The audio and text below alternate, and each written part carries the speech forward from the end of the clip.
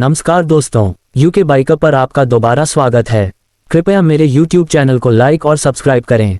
धन्यवाद। 2025 में भारतीय रक्षा अनुसंधान एवं विकास संगठन DRDO द्वारा विकसित anti tank guided missile ATGM कार्यक्रम ने धाकड़ उपलब्धियां हासिल की हैं और देश की रक्षा क्षमता को नई ऊंचाइयों पर पहुंचाया है। DRDO का यह ATGM प्रोजेक्ट भारतीय सेना को आधुनिक युद्ध का सामना करने के लिए दुनिया दर्जे के हथियार प्रदान करने की भारत की आत्मनिर्भर रक्षा रणनीति का एक महत्वपूर्ण हिस्सा है। विकिपीडिया जोड़ 1। सबसे पहले, नागमक 2 ATGM का 2025 में सफल परीक्षण एक बड़ी उपलब्धि रहा है। नाग मिसाइल भारत की तीसरी पीढ़ी की फायर एंड फॉरगेट तकनीक वाली एंटी टैंक मिसाइल है, जिसमें उच्च सटीकता और प्रभावशीलता है। DRDO ने इसे विभिन्न प्लेटफॉर्म से दागकर उसकी क्षमता प्रदर्शित की है। 2025 के दौरान नागमक 2 को DRDO के विकसित हल्के टैंक जोरावर से सफलतापूर्वक दागा गया, जिससे यह साबित हुआ कि यह सिस्टम दुश्मन के बख्तरबंद वाहनों को बड़े व सुनिश्चित प्रभाव से भेद सकता है। जोरावर लाइट टैंक और नाग मिसाइल का संयुक्त परीक्षण भारतीय सेना की भूतपूर्व क्षमताओं को दर्शाता है। डिफॉल्ट जोड़ 1। DRDO ने अपनी स्वदेशी मन portable anti tank guided missile MPATGM परियोजना में भी महत्वपूर्ण प्रगति की है। इस मिसाइल ने सफल ट्रायल पूरे कर लिए हैं और भारतीय सेना में शामिल होने के लिए तैयार है। MPATGM एक हल्की फायर एंड फॉरगेट प्रणाली है जिसे पैदल सेना द्वारा आसानी से ले जाया और तैनात किया जा सकता है। इसका उन्नत इमेजिंग, इंफ्रारेड ईर मार्गदर्शन और टॉप अटैक क्षमता इसे आधुनिक बख्तरबंद वाहनों के खिलाफ बेहद प्रभावी बनाती है।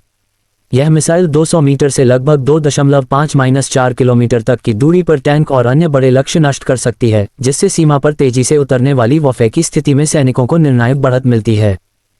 इंडियन डिफेंस न्यूज जोड़ 1। सिर्फ मिसाइलों का ही विकास नहीं हुआ, DRDO ने लंबी दूरी की लेजर होमिंग ATGM तकनीक पर भी काम तेज कर दिया है।